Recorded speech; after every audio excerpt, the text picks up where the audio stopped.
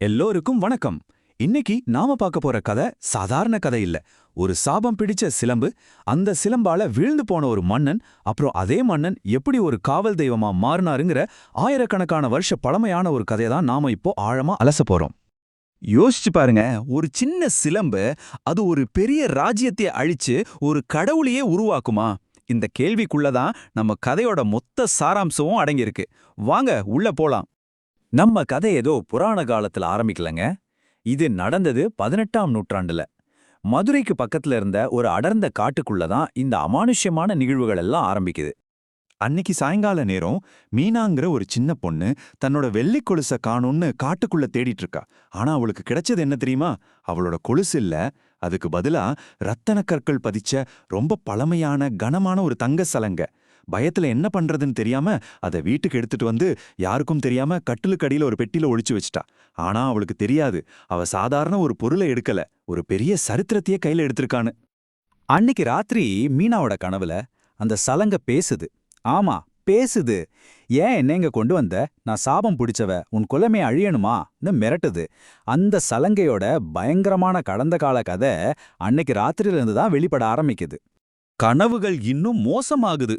இன்னொரு கனவுல தலையும் ஒரு கையும் இல்லாத ஒரு பயங்கரமான உருவம் அவளை துரத்துது. அதோட வெட்டப்பட்ட தலை பக்கத்துல இருந்து ஒரு மரக்கிளையில தொங்கிட்டு என் சலங்கைய திருப்பி குடுன்னு பயங்கரமா கத்துது. இந்த சாபம் வெறும் கனவோட நிக்கல, அடுத்த நாள் நிஜ வாழ்க்கையிலயும் தன்னோட வேலையை காட்ட ஆரம்பிச்சிடுச்சு. திடீர்னு மீனாவோட 5 வயசு தம்பி காணாம போயிடுறான். எல்லாரும் பதறி போய் தேடுறாங்க. பல மணி நேரம் கழிச்சு அந்த பையனை எங்க கண்டுபிடிக்கிறாங்க தெரியுமா? மீனா அந்த சலங்கை எடுத்தாலே அதே இடத்துல ஒரு மாதிரி திகச்சு போய் நிக்கிறான். அப்போதான் மீனாவுக்கு புரியுது, இது ஏதோ தற்செயலா நடக்கல. எவ்வளவு பயமா இருந்தாலும் சரி, இந்த சலங்கையை எடுத்த இடத்துல திரும்ப வச்சிடணும்னு முடிவு பண்றா. அந்த சலங்கை அவ கனவுல சும்மா பேசலங்க. அது மீனாவ பல 1000 வருஷம் பின்னோக்கி கூட்டிட்டு போகுது, பழங்கால மதுரைக்கு. அந்த சலங்கையோட சாபத்துக்கான காரணம் அங்கதான் இருக்கு. அங்க பாண்டிய மன்னனோட அரசவையில கண்ணகின்னு ஒரு பெண் கண்ணுல அனல் தெறிக்க உள்ள வர்றாங்க. நேரா மன்னனை பார்த்து நீங்க பெரிய தப்பு பண்ணிட்டீங்கன்னு குற்றம் சாட்டுறாங்க. ராணியோட சிலம்ப திருடிட்டாதா சொல்லி தன்னோட கணவன் கோவலனை அநியாயமா கொன்னுட்டீங்கன்னு கோவமா கேக்குறாங்க. இப்ப பாருங்க, ஒரு ராஜாவோட தலைவிதியும் ஒரு பெரிய நகரத்தோட தலைவிதியும் ஒரே ஒரு சின்ன விஷயத்துல அடங்கியிருக்கு. அதாவது அந்த சிலம்புக்குள்ள என்ன இருக்குங்கிறதுல தான். ராஜா சொல்றாரு ராணியோட காணாம போன சிலம்புக்குள்ள இருந்தது முத்துக்கள்னு. ஆனா கண்ணகி என்ன சொல்றாங்கன்னா, தன்னோட கணவர்கிட்ட இருந்த சிலம்புக்குள்ள இருந்தது மாணிக்க கற்கள்னு அடிச்சு சொல்றாங்க. இப்ப யாரு சொல்றது உண்மை? மன்னன் தன்னோட தீர்ப்புல ரொம்ப உறுதியா இருக்கான்.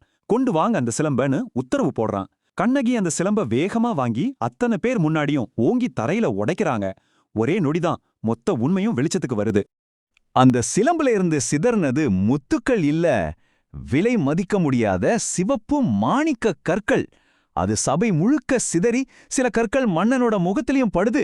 அந்த நொடியே அவனோட விதி முடிஞ்சு போச்சு. செஞ்ச தப்போட பாரம் தாங்க முடியாம மன்னன் அப்படியே உடைஞ்சு போறான். நானா அரசன், நானே கல்வன், என் ஆயுள் இப்போதே முடியட்டோன்னு தன்னைத்தானே நொந்துக்கிட்டு அந்த அநீதியோட அதிர்ச்சியில தன் சிம்மாசனத்திலே சரிஞ்சு அந்த இடத்திலே இறந்து போறான். ஆனா அந்த மன்னனோட கதை அவன் செத்தோட முடியல. அவனோட ஆன்மாவை நேரா சிவபெருமான் முன்னாடி கொண்டு போறாங்க. சிவபெருமான் அந்த மன்னனுக்கு இன்னொரு வாய்ப்பு கொடுக்கறார். உனக்கு புதுசா ஒரு வாழ்க்கை தரேன், இன்னொரு ராஜ்யத்தையும் தரேன், இந்த முறை நீதியோட ஆட்சி செய்யன்னு சொல்றார். ஆனா செஞ்ச தப்ப நினைச்சே குற்ற உணர்ச்சியில இருந்த அந்த மன்னன் அதை ஏத்துக்கல. அதுக்கு பதிலா அவன் கேட்ட வரம் ரொம்பவே வித்தியாசமானது.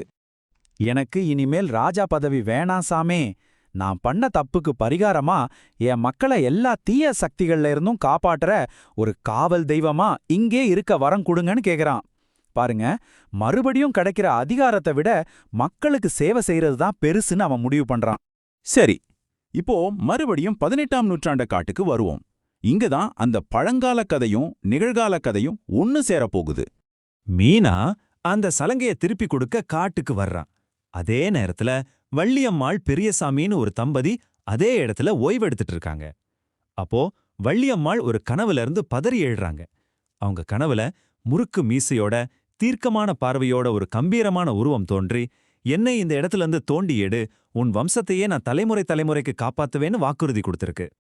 அப்போ சரியா அழுதுகிட்டே மீனா அங்க வர்றா. நடந்த எல்லாத்தையும் சொல்றா. வள்ளியம்மாளுக்கு கனவுக்கும் இதுக்கும் சம்பந்தம் இருக்குன்னு புரியுது. அவங்க சொன்னபடியே மீனா அந்த சலங்கையை எடுத்த இடத்துலயே திரும்ப வைக்கிறா. அடுத்த கணம் அந்த சலங்க காத்தோட காத்தா மாயமா மறைஞ்சு போகுது. இத பார்த்த ஊர் மக்கள் வள்ளியம்மாளோட கனவையும் கேட்டுட்டு அந்த இடத்த தோண்ட ஆரம்பிக்கிறாங்க. 8 அடி ஆழம் தோண்டுனதும் அவங்க கண்ணுல பட்டது வள்ளியம்மா கனவுல பார்த்தாரே அதே கம்பீரமான கல் சிலை. அந்த சிலை தான் பாண்டி முனீஸ்வரர். அங்கேயே அந்த சிலைய பிரதிஷ்டை பண்ணி ஒரு கோயில் கட்டுறாங்க. வள்ளியம்மாளோட வம்சாவளியினர் தான் இன்னைக்கு வரைக்கும் அந்த கோயிலோட பூசாரிகளா இருந்து சேவை செஞ்சுட்டு வராங்க. இந்த கோயில்ல பாண்டிமுனி மட்டும் இல்ல, அவரை சுத்தி பல தெய்வங்களும் இருக்கு. ஒவ்வொரு தெய்வத்துக்கும் ஒரு கதை இருக்கு. அதுக்கேத்த மாதிரி பக்தர்களும் படையல் வச்சு வழிபடுறாங்க. உதாரணத்துக்கு பாண்டிமுனிக்கு பொங்கல் மாதிரி சைவ படையல், ஆனா சமய கருப்பசாமிக்கு ஆடு பலி கொடுத்து அசைவ படையல்.